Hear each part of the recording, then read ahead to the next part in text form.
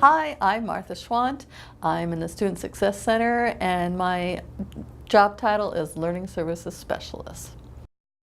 My name is Arlo Hildahl and I'm a math tutor in the Student Success Center.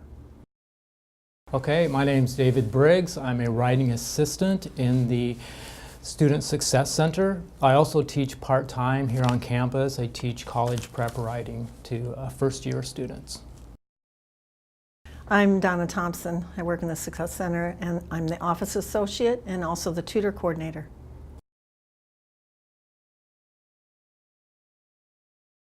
Well, usually I'm just to give math assistants with homework, and the most common courses that I give homework assistants would be for College Prep Math 1 and 2, Math for Liberal Arts, Statistics 1, Shop Math.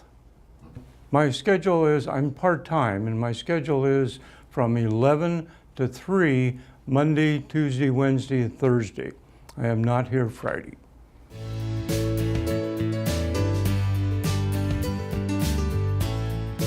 Writing assistance means that I can help students not only with their English composition courses, but also with any class where they are required to put words and sentences together. So this can be anything from psychology assignment to a 5-page critical analysis of a George Orwell essay.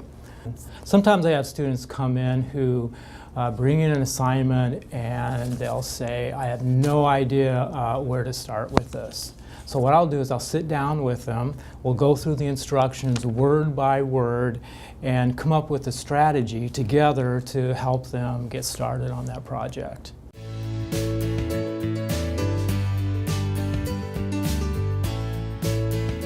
As the tutor coordinator, one of my responsibilities, and a major one, is to set up tutoring for students who need help.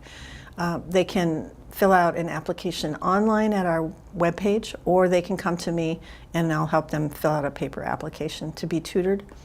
Then I find peer tutors. We actually have 7 peer tutors returning, and I have a list of applicants who can also tutor. And so whatever a student needs as far as coursework help, we can usually provide through a tutoring service. It's free, so it's a very good resource. Somebody who's already taken a course that can help another student be successful.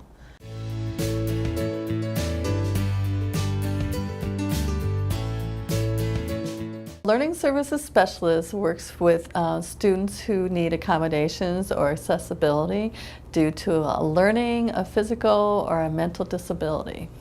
Often students who come and request for accommodations have had special education services or resource services in school, so maybe they had an IEP or a 504 plan, or they've been working with vocational rehabilitation, and then there's also students who maybe have just had an accident, who have been maybe temporarily or physically limited in their abilities. So if students have questions, they're welcome to come and ask me if they qualify or not.